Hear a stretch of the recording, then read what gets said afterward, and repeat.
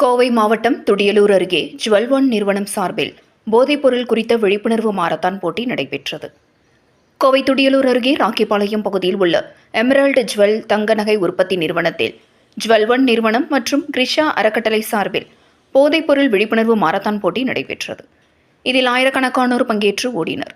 Emerald மற்றும் jewel one நிறுவனத்தில் பணிபுரியும் ஊழியர்கள் மற்றும் தமிழகம் முழுவதிலுமிருந்து ஆயிரக்கணக்கானோர் பங்கேற்ற இப்போட்டியில் 10 கிலோமீட்டர், 5 கிலோமீட்டர் மற்றும் 3 கிலோமீட்டர் என 3 பிரிவுகளாக ஆண்கள் மற்றும் பெண்கள் என நடைபெற்றது.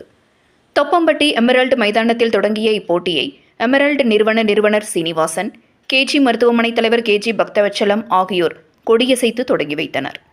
இந்த மாரத்தான் ஓட்டமானது தொப்பம்பட்டி எமரால்டு மைதானத்தில் தொடங்கி மேட்டுப்பாளையம் சாலையில் பெரியநாயக்கன் பாளையம் வரை சென்று மீண்டும் மைதானத்தை வந்தடைந்தது.